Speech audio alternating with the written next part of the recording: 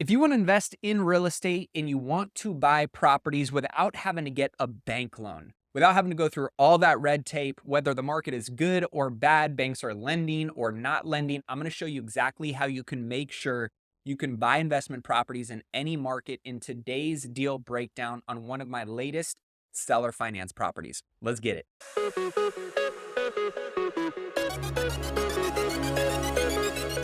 What's up, guys? Meier here, back to the channel with part 2 of my seller finance series. In today's video, as promised, I'm going to do a full deal breakdown on one of my latest seller finance properties and give you a step-by-step guide on how you can use seller financing to buy investment properties in this real-life breakdown. So I'm going to show you how I found this particular deal. I'll show you how I broke the deal down and analyzed it on my deal calculator, how I structured the offers for the seller, the multiple offers, how I got the seller to agree to one of those seller finance offers, how much money it's going to make me. We'll review the documents I'm using, the process for completing the sale, basically a full breakdown from start to finish. That way you can connect all the dots on everything we covered in the first video and see how this all comes together, how it's put together to successfully complete a seller finance purchase. So that way you can start using this exact strategy to build your own real estate empire. But before we jump in, if you're new to my channel, make sure you hit that subscribe button for all things real estate investing and personal finance. And I'll ask, if you enjoyed the video, don't forget to smash that like button and be sure to check out all the links and resources I have for you down in the description below. Okay, now let's get to the good stuff. This is a property that I bought using seller financing, and I'm going to flip it. It's not a hold or a rental property. And this is one that is projected to make me around $90,000 to $100,000 if everything goes according to plan. Now, I do want to say six-figure flips like this aren't always common, but when you're actively in the game, you're actively looking for deals, you're consistently putting in offers, every now and again, you're going to find a needle in a haystack. This lead came to me from a texting campaign that I did through a platform called Lead Sherpa, and I often will go and pay for property owner lists that have a high level of motivation like these. This one was a high equity absentee owner list, which simply put is a list of property owners who have high equity in their house, whether that's a low mortgage amount or a house that's completely paid off, and that house isn't their primary residence. Generally, these houses are owned by investors who rent them out to tenants, and oftentimes their motivation level is high, as many landlords don't run their investment properties like a business. And after a while, they get tired of dealing with the hassles that come along with rental properties and they want to get out. So this is personally one of my favorite lists and most motivated lists of sellers to consistently market to, because there's always a revolving door of sellers that are looking to get out of their investment property and find something that's much more passive after they realize how much work sometimes goes into these things for how little the profit can be, or how deferred, how long it takes to get the real bang for your buck. Many of these individuals just want to get out, get their cash back. And that's exactly what this scenario was. This seller responded to my text campaign and noted that they were interested in selling and open to a cash offer. So I set up a call to get more information on the property and, most importantly, to understand the seller's motivation. You want to get on the call to do a much deeper analysis of, one, the property, but two, to understand the seller's circumstances and their goals and when they want to achieve these things by, and really understand their motivation to see if there's an opportunity here or not. And once I know there's an opportunity, I take every lead through these 5 stages: the analysis stage, the offering stage, the due diligence stage, the financing stage, and last, the closing stage. Of course, there's a lot of stuff that comes after you purchase a property, but before the close, these are the main stages that I focus on. So for this video, let's go over the analysis and offering stage. For this particular property, I uncovered that the seller's motivation to sell was because they were tired of being a landlord. They were grinding. They were too far from the property manager was doing a poor job, and they just wanted to sell the house and find a way to reinvest the proceeds into something that was a little bit more passive for them. And after asking more questions and filling out my lead sheet, which is really all I do for every lead, I just use this lead sheet as a framework for asking questions, being curious. And I learned that, one, the seller didn't owe anything on the property. They were realistic on their asking price based on the fact that this property was dated, it needed to be remodeled, the tenant had trashed it. Most importantly, I learned through my questioning that this seller was open to seller financing once I explained some of the benefits that I shared with you guys in the previous video. Now, a lot of people ask me, how do you find these seller financing deals? And I always say, I just ask. Every time I'm talking with an agent, a broker, a seller, I ask. And when I was talking with this guy and filling out the lead sheet, I learned that he was only renting the place out for about $2,000, which seemed really low for this type of house in the area that it was in. And I knew that he wanted to get similar cash flow, but in something that was much more passive to him. And let's be honest, there's nothing more passive than being a bank and collecting a monthly check. And if I would have never asked, I would have never had the chance to present him with that option. So for those of you watching, always ask. Don't ever miss that opportunity to ask the seller, because you can never assume what option might make the most sense for them. And that's why I always like presenting multiple options. I don't know about you, but when I go to a restaurant, I like options on the menu instead of just one thing to choose from. And it's the same thing for a seller, because I may think that one may make more sense for the seller, but by giving the seller options, you let the seller choose what options make the most sense for them, knowing all the options that you present to them make sense for you.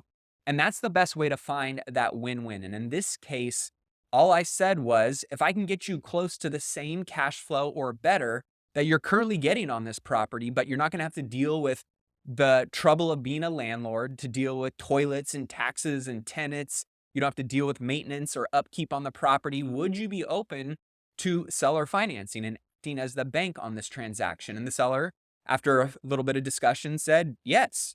So knowing that, I told the seller I would provide them with 1 or 2 seller finance options that I think could be a win for both of us, and also a quick cash close. So that way they can decide if any of those make sense for them.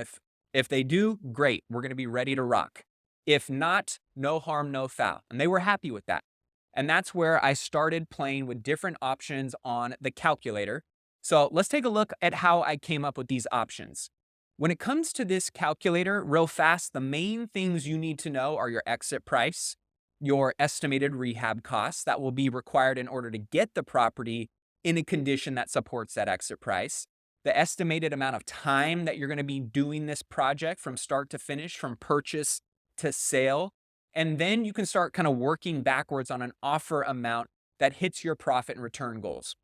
Now, there are other things in this calculator that you can toggle and play around with, but for the sake in time, I'm going to do a quick overview of how I came up with the different options that I presented to the seller and show you the summary of each of those options. All right, so for option number 1, this is just a quick cash offer. I always like to make my cash offer a lot lower, because if they just want time and convenience and they want to be out of this thing, they are going to take a discount on the price.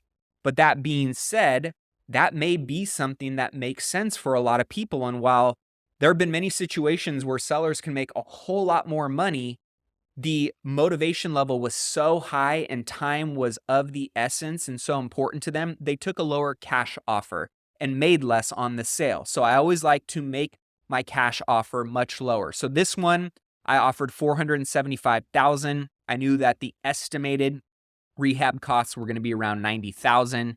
Generally, I always run my inspections doing full home, full pest, and any other major systems that I need to have inspected. So I usually budget around $1,500 for those. And then knowing the size of the sale, this is what I put in here for closing costs. Now, coming down here, I knew that I could exit this property after running comps, knowing what similar bedrooms, bathrooms, square footage type of homes were selling for that were fixed up in the $775,000 range. So that's my estimated sale price, my exit price. And I knew that this project from start to finish, it was going to be about a 3 to 4 month rehab, and then another 30 to 60 days to get it on the market, get it in contract, and get it closed and sold. So 6 months of potential holding cost time frame. It automatically calculates kind of what on average those holding costs will account for. And this one was obviously factoring in my hard money costs for getting a 90% loan of the purchase price. I'm going to have to pay that lender a couple points, and the interest rate on that hard money loan was 10%. So it kind of factors all of this information in, taking into account that when I sell it, I'm going to pay 2.5 to the list side, 2.5 to the buy side, and it takes into account all of these fees. And you can see here, after that, the gross profit was still $109,000, a very strong return and a great win. Now, going over to the seller finance side, some things that you need to remember. We always say you can either have your price or your terms, but you can't have both. Because ultimately, if you're getting both, it's not going to be a win for the other person. So I always like to present two different options: as close to their price with my terms, and as close to my price and their terms. So knowing that, this guy wanted in the 550 range. I was trying to get as close to his price as possible. So I offered him 530, as you can see, all the same kind of numbers, 6-month hold time frame. But this one is where on the seller financing, I started toggling a little bit more with the terms being more favorable to me and making sense. So 3% down, he's going to give me a loan for 97% of the purchase price.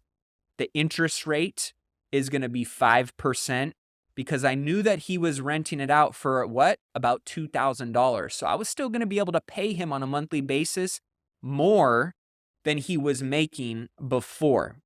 And so knowing that, my gross profit was around $87,000. Not too bad. Now let's come over here and look at my price and giving him better terms. So a little bit lower of a price, all the same terms, all the same time frames, exit price. That being said, I'm going to give him a little bit more money up front. So he's going to do a 90% loan of the purchase price. I'm going to put down 10%, and I'm going to give him 12% interest on my monthly mortgage amount, bringing his payment up to $4,500 a month. Now, I wanted to see how motivated he was to either get a higher price when I pay off that loan and sell the property, or if he wanted higher cash flow, more than double what he was making on the property right now. That brought my profit down to about $101,000. Still great. So if I come over and take a look at the summary of these three options: higher price, lower cash flow, lower price, higher cash flow, and all cash. You can see here my offer was $530, seller financing, 3% up front. First loan amount that he would be financing was this. The interest rate was 5%. The monthly payment was obviously much lower than the other option that I presented him. So some parity, right? Some differences between what he's going to make monthly versus what he's going to get in his pocket at the end of the day. So $2,142, the balloon payment, I need to pay this loan off to him. He wanted it to be paid off within 2 years, which gives me some time to figure out what I'm going to do. And of course, knowing that I was going to flip it, not a problem. No prepayment penalty, no fines, no fees, nothing like that for paying the loan off early. No commissions paid out on this sale. We didn't have any brokers or wholesalers, anything like that involved. All of the closing costs and fees are incurred by me, the buyer, and we'd close this escrow within 14 days, relatively fast.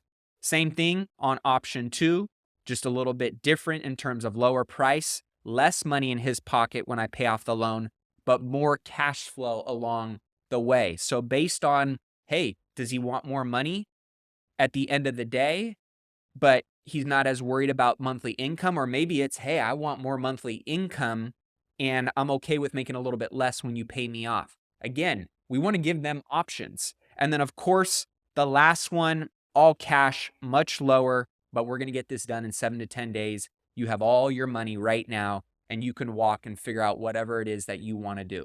And it's as simple as that. Given him these 3 options, I drafted up a simple summary of each one of them.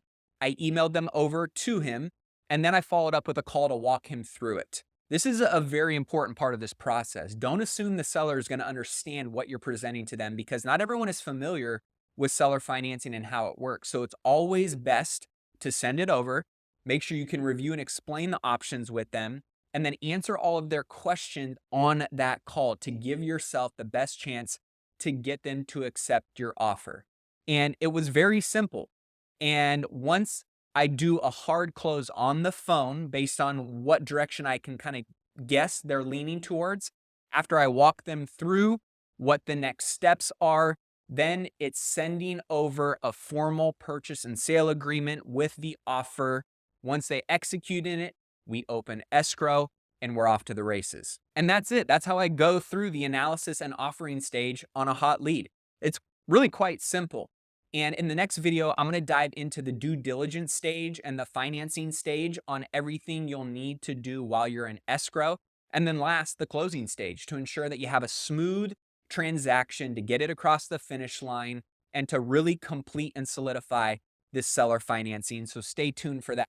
If you found this video to be helpful, you got some value from it, don't forget to smash that like button, subscribe to the channel for all things real estate investing and personal finance if you're not already. And don't forget to check out all the links and resources down below. Until next video, cheers.